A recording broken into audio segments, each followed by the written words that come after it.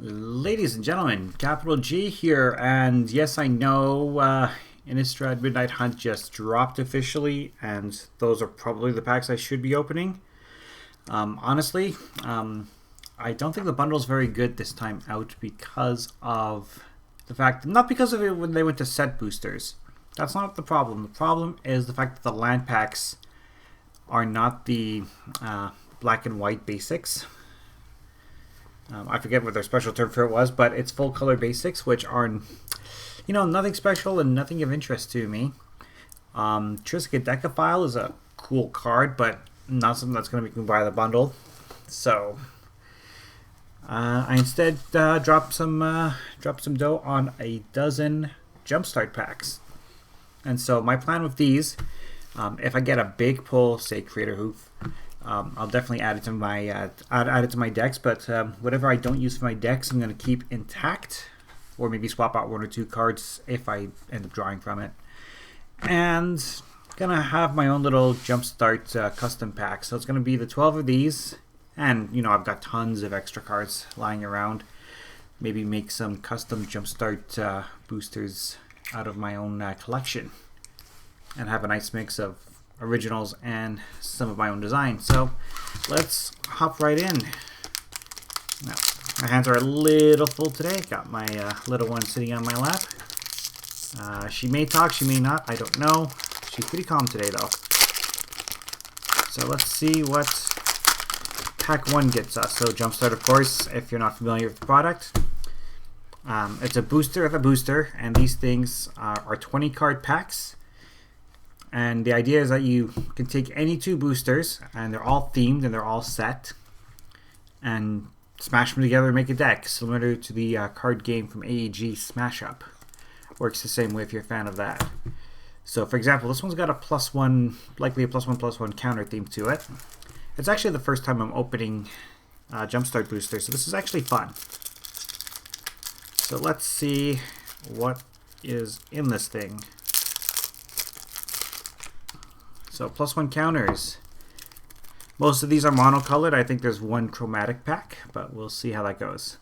So all of these will have, a little title card. It's going to have cards such as, that's a pretty good pull right off the hop, Rishkar. So let's aim that towards the camera, why don't we? So we've got Rishkar, Invigorating Surge, Wildwood Scourge, Inspiring Call, Nessian Horn Beetle, Truffle Snout, Hunter's Edge. However you pronounce that, I don't even want to try, especially since, at least from my perspective, the cards are upside down.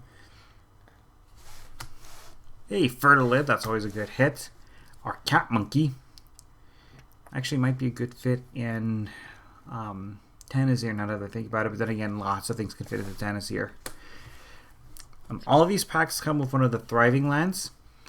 I'm not a huge fan of them for EDH, although if you've only started recently and you bought a bunch of these, I don't blame you for running them. I think it's kind of pointless to run them in a 2-color deck. We have so many tapped, even just like tapped 2-color land options, so that we don't really need this. But these are great in Jumpstart because you're likely mixing colors, and these are going to be your duels. And we're going to have a number of 4s. There's usually one land. One of the basics are specific to Jumpstart, and the rest are from M21. So that's the +1 counters Jumpstart deck with Rishkar at the helm. I like that. Let's see what this second pack has in store. These things are tough to open, actually. Especially when you have a 1.5-year-old literally standing on your lap. Vampires. Ooh. I've been wanting to make some updates to Edgar Markov for quite a while. We thought the party mechanic was coming back in Forgotten Realms, so I was hoping to turn it into a literal vampire party deck, but I digress, it didn't happen. Maybe in Commander Legends they're going to try again? I don't know. Seems like a missed opportunity. But they also had a pretty good explanation as to why they didn't. So vampires, let's see what we get. Oh.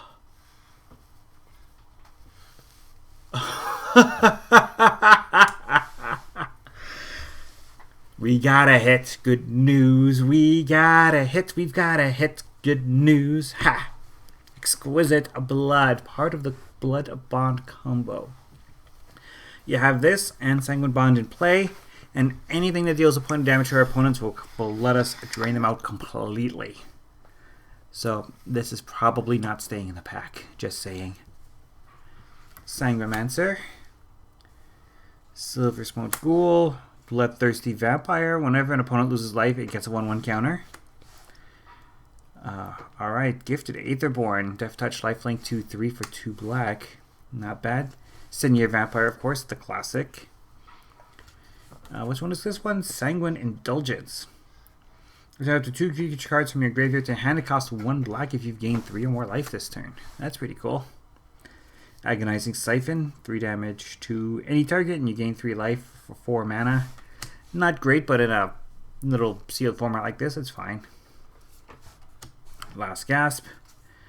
Nocturnal Feeder. When this dies, each opponent loses 2 life and you gain 2 life. Not bad. Thriving Moor. We also have a Vampire Neonate. A 0/3 for 1 black. 2 tap. Each opponent loses a life and you gain a life, so that's pretty cool. Loom Sower. And there are our swamps. This is the one that's specific. And those are the rest of the M21 swamps.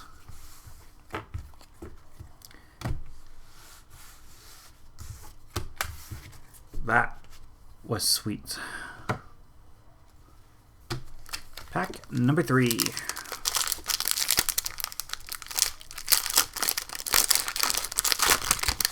So yeah, so the wife was very, very patient with me, shall we say. Me stopping into an LGS up in Revelstoke, British Columbia. We hadn't gone on our honeymoon. It's been a year. We've been married a year now, and we hadn't got on our honeymoon, so this was our chance. So let's see. Well read. It looks like a merfolk on the cover here. So I'm guessing it's a blue pack. Oh yeah, it's blue. They actually tell you the color here. That's pretty cool. So let's see what it gives us.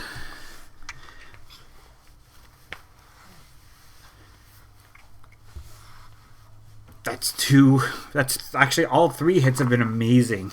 But this, oh. I do have 1 copy which I'm running somewhere. I forget where precisely. This is this is only my 2nd copy of Ristic. So yeah.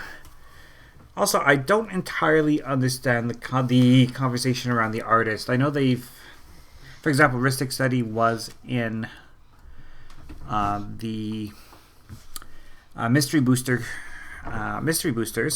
It's been removed on the most recent release from that particular set, and a lot of it apparently had to do with the conversation around Mrs. Therese Nielsen. So I'm a little sketch on the details. I don't know if anyone would mind like pointing me in the right direction. Maybe a link in the comments below. Just be like, this is why people are mad at her, because I'm not honestly entirely clear. Nonetheless, great pull. Tolarian Kraken. Whenever you draw a card, you may pay 1. Tap or untap target. Whoa. Okay. I like that. Curiosity. Great EDH card, that as well. Throw that onto a Niv Mizzet, of course, and deal 1 damage to each opponent per card. What is that? Or Neophage. Interesting. 1/2 flying Squid Illusion. Whenever you draw a card, it gets a counter. Cool. So all about drawing counters. A Suspicious Bookcase. I like that. Tome Anima. Can be blocked as long as you've drawn 2 or more cards. Yeah, very limited fodder of that, but this is a very limited format, so of course. Whenever this attacks, draw a card. That's pretty cool. Opt, of course. The Sphinx. Yeah, this is a card I know. It's just Scry 2 on ETB. So, not super exciting, that one. 2, draw, discard a card. The fact that you have to pay mana to loot makes me kind of sad now. Before it used to be 2 mana for a 1/1 creature we can just loot with, you know, like Merfolk Looter. A Narcolepsy. Let us slide into another nightmare. Let's see if anybody gets that reference. At the beginning of each upkeep, if enchanted creature is untapped, tap it. Okay. That's interesting. Keep something tapped down. Ruined Servitor. Everybody gets to draw a card. There's a Thriving Isle, and that is the specific island from Jumpstart, as well as the other basics.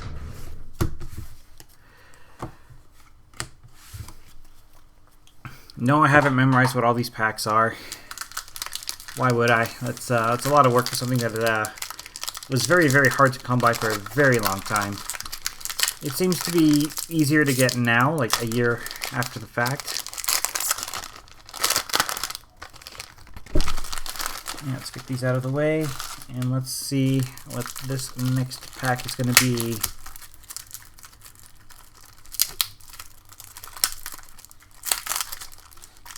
Alright, spellcasting, a red one. Getting a variety of different colors, that's pretty nice to get started with. So let's see what spellcasting gives us. Charmbreaker Devils, I've got lots of these. Jewelcaster Mage, there we go. Again, I got lots of these, but it's always a fun card to see. Living Lightning, when this dies, return an instant or sorcery from your graveyard to your hand. Ooh. That's actually kind of cool. Just like, don't you dare wipe the board because I'm going to get my big spell back. Chandra's Pyreling. Whenever sorcery control deals non-combat damage to an opponent, this gets 1/0 and double strike until end of turn. They did just reprint, what was it? The 0/3 that taps and deals the damage to everybody. I can't recall the name offhand, but there's lots of cards to synergize that with. It's not EDH playable by any means, but Kinetic Augur. Power and toughness equal to the number of sorceries and instants in your graveyard. Oh, and you can also discard 2, draw 2. That's actually not terrible. Heart Fire and Modulator. Deals damage equal to its power to target creature or planeswalker that has prowess. Actually, this looks like it'd be fun to play with in EDH. Throw some equipment on it, and then just wait for your chance to pull the trigger. Good old-fashioned shock. It's the real possibility. Dragon Fodder. Go get some goblin tokens. Hungry Flames deals 3 damage to target creature and 2 damage to target player or planeswalker. Might get a 2-for-1. Might. That's the only problem with these kind of spells. It's like you may get 2 targets, or you may only get 1. You might not even get anything at all. Lightning Visionary is just a simple 2/1 with prowess. That's who I was talking about, the Thermal Alchemist. Just got the reprint in Innistrad. There's a Thriving Bluff, and that's a pretty sweet little mountain there. That's the Jumpstart exclusive in this pack, as well as our M21 mountains. Not super exciting, but that was cool. I like it. So, what you may now be hearing in the background is my daughter playing with her blocks. I actually keep the blocks on the shelves of my desk, so it makes it a lot easier to keep that tidy, shall we say.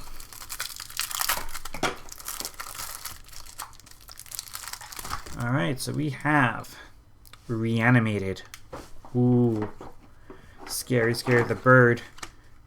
Rise of the Dark Realms. Classic EDH finisher, that. Carrion Grub. XO, where X is the greatest power amongst creatures in your graveyard. When it enters the battlefield, mill 4. I don't blame anyone if they play it in Muldrotha, but Mire Triton. Gormand. Sack a creature, 5/5 flying, trample. And when this enters the battlefield, each opponent sacks a creature. Okay, actually. But it's a big flyer, and it takes other creatures off the board. Sure. A little expensive for the ETB effect per se, but I can't argue with the 5/5 flyer. Eliminate, destroy a creature or a planeswalker if mana costs 3 or less. Crypt Lurker. You may sacrifice a creature if you do, or you can actually sack a creature or discard a creature card to draw a card. So it's got some flexibility there.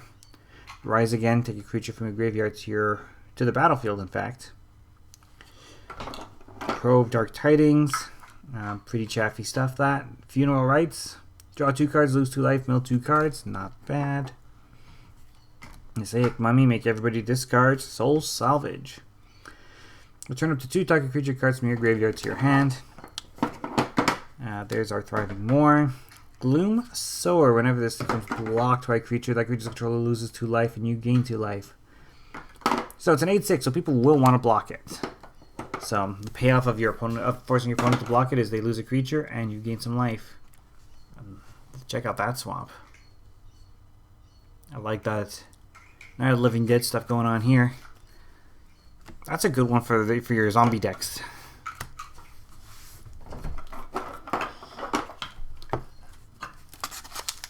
Pack number 5.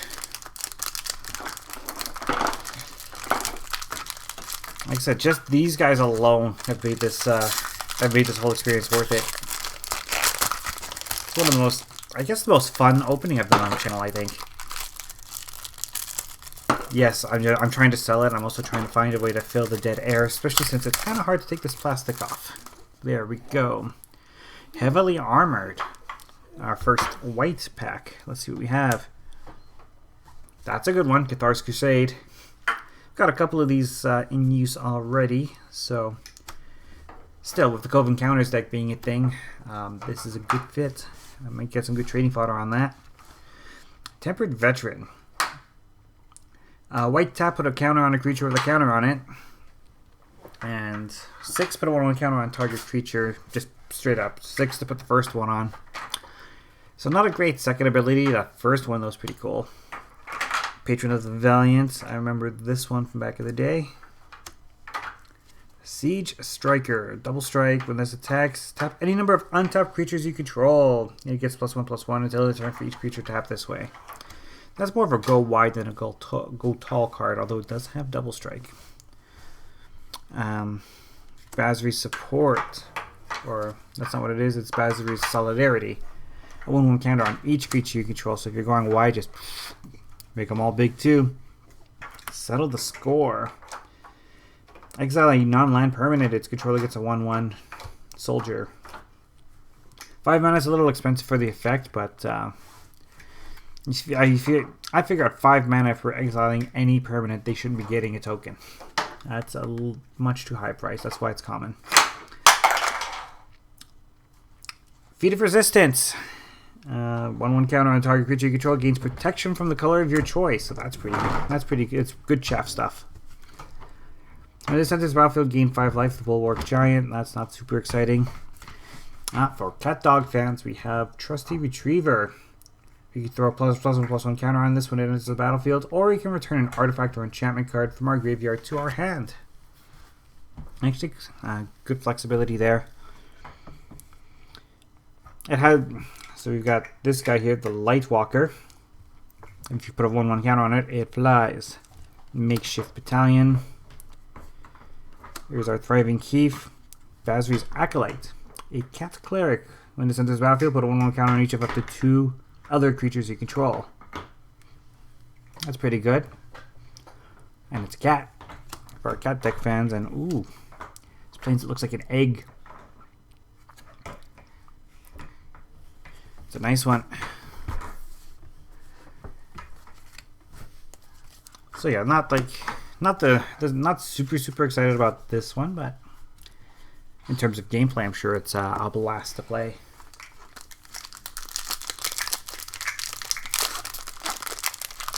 Let's keep going.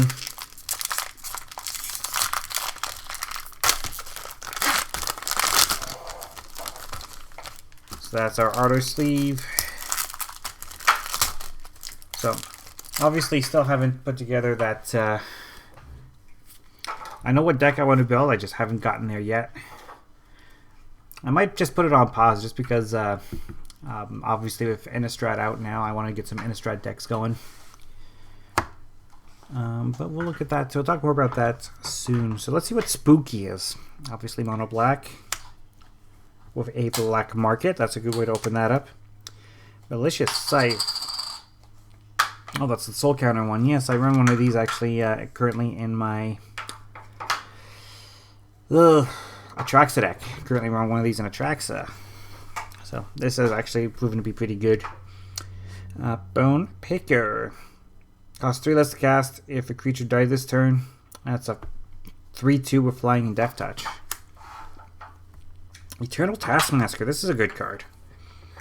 Whenever it attacks, you may pay 3. Return target creature card from your graveyard to your hand. Not bad. It's a 2-mana 2/3. You don't just tap though, so it kind of slows it down a little. Gristle Grinner. Whenever a creature dies, it gets +2/+2 until end of turn. Again, good limited card, not good in EDH or standard or any other format in existence. Liliana's Devotee. Zombies you control get 1/0 for this human warlock.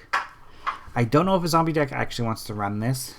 Sweet Anthem effect, but it's a human, not a zombie. At the beginning of your end step, if a creature died this turn, you may pay 2 to create a zombie creature token. Okay. If a creature died, you may pay 2 to make a token. So if the token dies, you can pay 2 and make another token. But it's only on your end step. Crypt Lurker. Sacrifice. Okay, we've talked about Crypt Lurker before. Cage Zombie. Each opponent loses 2 life. Activate only if a creature died this turn. Dutiful Attendant. When this dies, return another creature from a graveyard to your hand. It's okay, I guess. Finishing below 5 mana to destroy a creature or planeswalker. 5 mana is a lot for the effect. It's definitely cheaper. Sacrifice a creature. Target creature gets -1/-1 till end of turn. Sanitarium Skeleton. Always useful. Thriving Moor. And there is our exclusive land. Got a little graveyard on it. And there's the M21 lands. So spooky deck, not so spooky, honestly. That one I think is the least impressive thus far.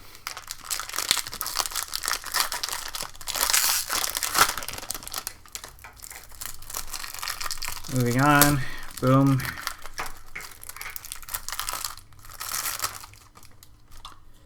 We'll get that out of the way. And we have another heavily armored. So even though you have identical themes, it may not necessarily be the identical packs. Some of them have up to 4 variants. So let's see if it's a similar deal. Looks like it is with the Catharsis Crusade, the Tempered Veteran. So we're just going to blow through this one since it's obviously the same thing. Yeah, so far card for card exactly the same. Yep. So even though there's only 12 packs out of possible, I forget how many possible combinations, we duplicated on the heavily armored. I wouldn't mind duplicating this one. So, I mean, this particular pack for heavily armored, I might switch out some of the cards just to make it different. Minotaurs. So I don't expect much out of this because Minotaurs. Let's see what they bring to the table, if anything. I wish I was doing it this way before. This is actually pretty cool. So Rage, Blood, Shaman. Other Minotaurs you control have 1/1 and Trample. Saffron, second best beard of all time. Obviously the best beard goes to Spock. So, Saffron Olive, done proud with this card. Unleash Fury, double the power of target creature until end of turn. I've seen this used in EDH actually. Sneaky, sneaky card. Traitorous Greed, on top. Gain control of target creature until end of turn. Untap it, it gains haste, and then you get 2 mana of any one color. Ooh, I like it. Because I run several threatened style effects in my Minsk deck. I'm actually thinking about it. I'll have a closer look at it later. When this enters the battlefield, discard a card. The Blood Rage Brawler. If you have a deck that wants to discard, it'd be pretty cool, especially getting a 4/3 for 2 mana. That's a lot of power in a very limited environment. Soul Seer, 5 damage to a creature or planeswalker. That permanent loses indestructible until end of turn. Where were you earlier today? No, I was running playing against a. I ran into another player on spell table that was running Piru, and they managed to throw a pariah onto their brash taunter. So all of a sudden, not only could we not damage that player, but they would just throw that damage back at the rest of us, and none of us found removal. Like, we all had our Swords of Plowshares ready to go, or even a return to nature, but nobody found their removal. Sure Strike, a classic plus 3/0, and First Strike. What is that? Borderland Minotaur. Just a vanilla 4/3 with a lot of flavor text. Fury of Horns to create a pair of 2/3 Minotaurs. Lightning Visionary Minotaur. Skull Cleaver gets, when it enters the battlefield, it gets 2/0 until end of turn, and it has haste. So it's better on the turn you play than it is like later in the game. That's got reach, so that's pretty cool. And the Thriving Bluff, of course. There is our Jumpstart Specific Mountain, and here's the rest. So I wasn't expecting much out of Minotaurs, but we did get an epic beard.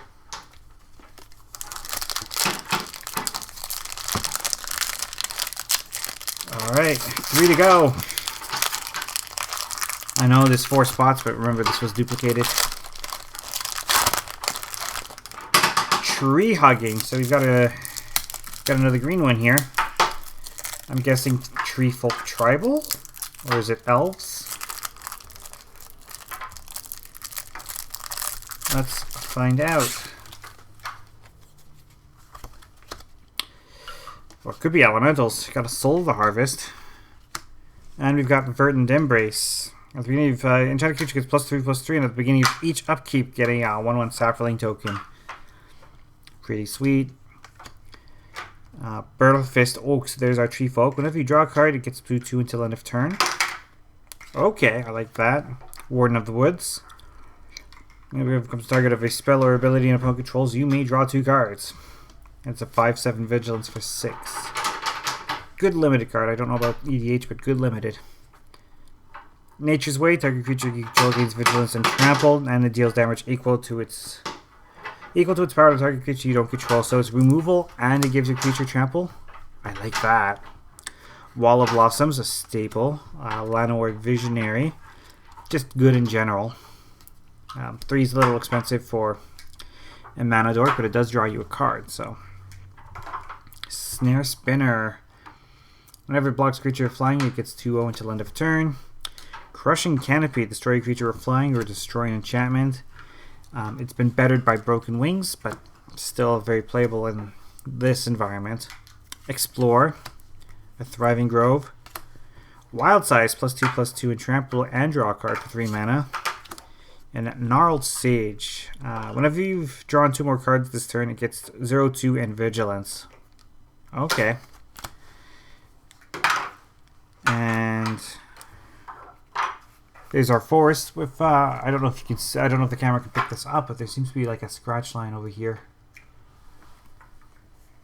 So, oh, and I love this. Look at that. It's like a father and son tree folk holding hands. You see that? That's fun. I like it. Father, son, or mother, daughter.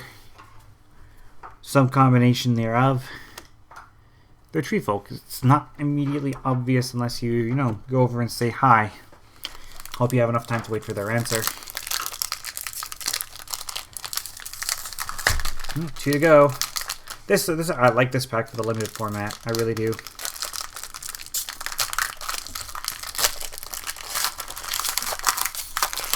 My daughter's fingers. Don't touch that. She's showing somebody my Tuvasa deck earlier in the day. So I better put that out of her reach. Otherwise, I will no longer have a Tuvasa deck. It's a very real possibility at the very least. So +1, we got a duplication on +1. Do we have the same kind of cards? No, we got a different one. So this one, the rare that they gave us was Rishkar. This time we've got Primeval Bounty. So what does that do? Whenever you cast a creature spell, you get a beast. Whenever you cast a non-creature spell, put 3 1/1 counters on target creature you control. Whenever a land enters the battlefield under your control, you gain 3 life. So whenever you play Magic, do a thing. I like that. An Invigorating Surge. Put a 1/1 counter on target creature you control, then double the number of those counters. So yeah, and Wildwood Scourge. Enters with X battle, X +1/+1 counters, so completely different from this pack. Like, all 3 of these first cards were completely different. Oh, I had Invigorating Surge and Wildwood Scourge, never mind. It felt different, because this was the first pack we opened.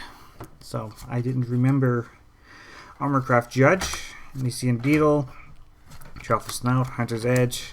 So everything else is the same. Even the exclusive land is the same.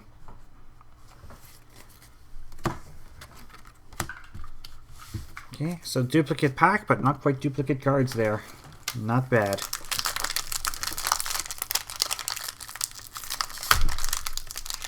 Last one.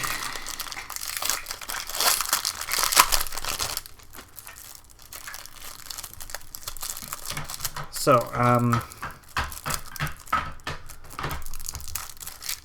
Above the Clouds. In fact, this one's for fans of the flying. Let's see what Above the Clouds gives us.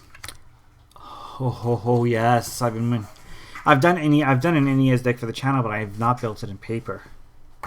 So I'm actually really happy to see him. I finally get to build my NES deck. Yes. Ha ha ha ha! I'm happy to see that. What else have we got? We have Unsubstantiate, sneaky little counterspell. Warden of Evil's Isle, Reign of Revelation, Niels Hom. Creepy art, I like that. Draw 3, discard a card, instant speed, that's alright. Tide Skimmer, whenever you attack with 2 more creatures with flying, draw a card. Keen Glidemaster, target creature gains flying until end of turn. Actually, in this environment, this is a good card. If I were to build the deck properly, it would not make a cut, but... Roaming Ghostlight. When this enters the battlefield, return a non-spirit creature to its owner's hand. Rookie Mistake. Target creature gets 0/2 and another creature gets -2/-0. So, make one of your creatures tougher, make one of your opponent's creatures less strong. Capture Sphere to tap down an opponent's creature. Wall of Runes for the defender in the scry. There's our Isle. And Mistral Singer. 2/2 with flying and prowess. Lofty Denial. Counter a spell unless its controller pays 1. If you control a creature with flying, it's counter that spell unless its controller pays 4 instead. Ooh. That's a pretty good counter spell. I like that. And I like that island too. That's the pack-specific island here.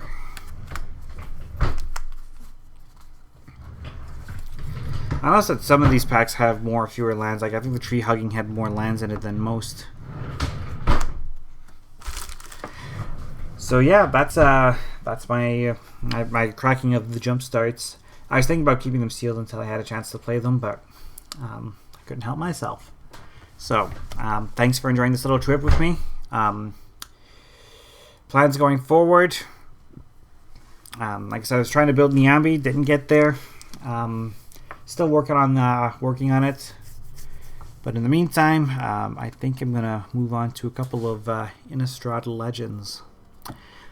Won't do too many. I'm not doing the werewolf deck because everybody's doing the werewolf deck. I'm not really a werewolf fan personally. Even with the new day and night mechanic, I like it, but I'm not gonna build the werewolf deck, just saying. But I am gonna set these aside and sleeve them up and see if I can somehow convince the wife to play. She's not been open to playing this particular game, but hopefully one day I can convince her. Anyways, thanks for enjoying the ride, and we'll catch you all next time. Bye for now.